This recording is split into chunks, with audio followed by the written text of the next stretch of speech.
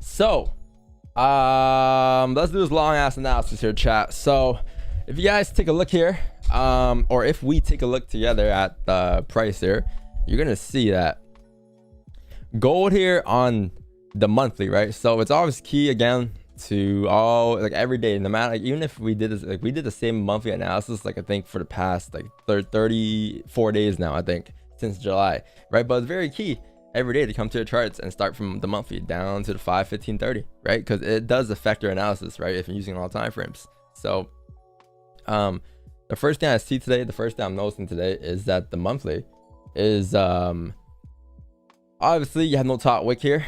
You started the monthly about 4 days ago. You still have no top wick. I was expecting a top wick because even though you close respecting this resistance here, any given point you can create a top wick before continuing to push down, right? Obviously you didn't close above the range, so there's no confirmation that confirms that you're going to continue to drive up just yet. There's also no confirmation that you're going to drive down, but it does show that you're at an indecision zone. So if that's the case and you're at resistance, I would assume that, you know, you can get a top wick and all of a sudden start to continue pushing down for the monthly, right? Like this is what I'm expecting for the monthly. But if the monthly ends up just closing above the range, then that's a different story, right? Because what's going to happen next month is if this happens for August, then September, October, you're going to see a continuation towards the 2000 levels again. All right. But yeah, like for the monthly, it's in an interesting spot right now. The weekly time frame is pretty bearish. It looks like it's coming down towards the weekly support, which is going to be down here at these areas to the left here. So your next support is at 1920, right? And that makes perfect sense as well.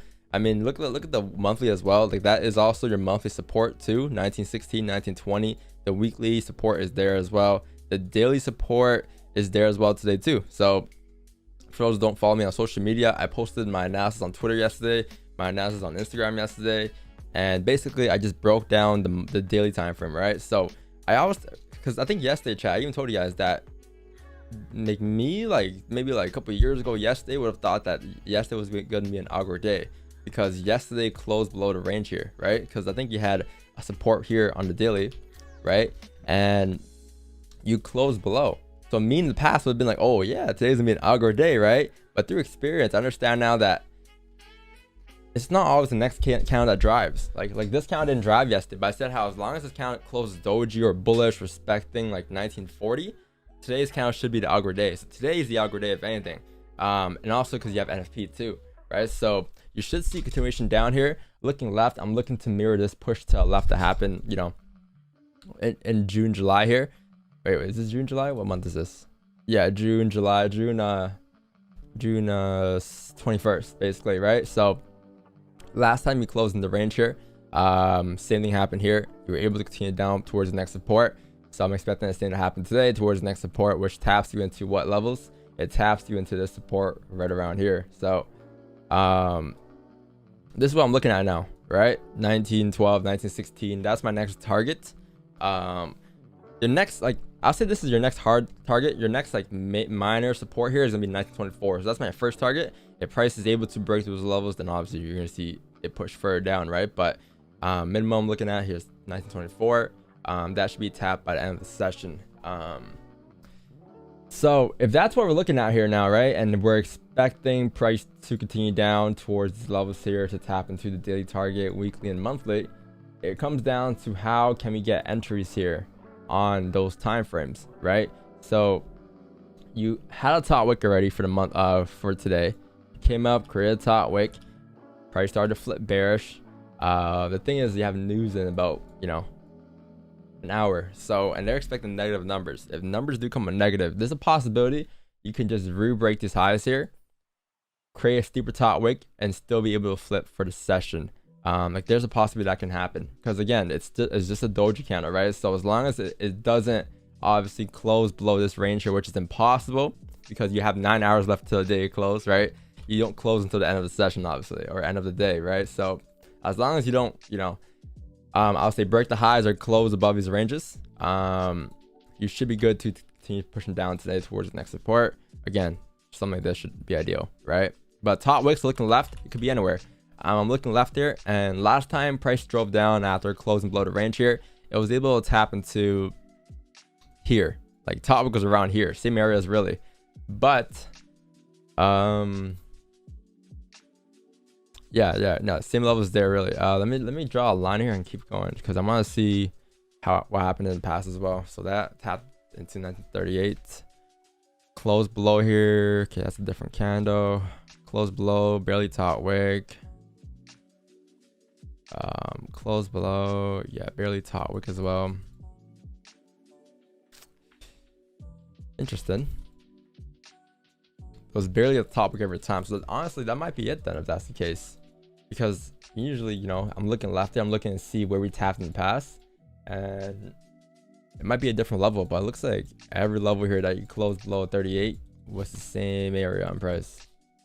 Yeah, that was it. All right, well, it doesn't really matter anyways, because you should be able to use the small time frame to confirm where that daily top wick is, right? So the 4-hour candle here, let's take a look at it. Looks like, you know, we finally closed outside the range on the 4-hour time frame. The most recent support was right here, and you closed below, right? Now you didn't close below here, so that's where I'm a bit worried, right? You do have news too. This candle closes in about an hour and a half here, which is at 9 a.m. So again, at any given point, you could just reject the support, come up, create a top wick, a steeper top wick before continuing to push it down here. But if news is able to break through, obviously the support, then news is able to break through, right? There's no doubt about it. That if numbers come up, whatever, and price just pushes down, breaks through 29, then you know you're going to drop down towards 24, 20, 20 and 22 areas anyways, right? So, but yeah, overall, it does show you that, you know, you close below most recent, which is good because you're finally outside of this current range here. This is the range you've been stuck in for the past, I think, day and a half, really. And it's good that we're starting to break out, because even if this is not the direction of where price is headed today, it'll be a start of the day. It'll be a start of volume at least, right? Because this is when the volume starts to come in due to the way the candle closed. I was really expecting, you know, again, 1942 like yesterday, get tapped before starting to push down, just because I want to see liquidity being grabbed. So that's why, like, today I need to wait for just extra confirmations as you start to head down below 32. Again, I rather take sells at somewhere at like 37, 36 to come down to fill the range plus a continuation. But in order for me to take those sells there, I need to see liquidity, right? Like I said yesterday, same thing happened yesterday. If price was like this yesterday at one given point where it closed above the range and then it came back into the range, then that would have been my top wick. That would have been my liquidity for me to take price down to fill the ranges, right? I would have been taking sells as he came back into the ranges. Or I would have been more comfortable taking sells at 36, 37 now that you had this form, but that never formed, right? So at any given point, that could still happen. That's why I haven't been taking sells. I haven't been looking for sells at 36, 37. I've been looking for just buys at, like, you know, 34, 35 to drive towards 38. But yeah, today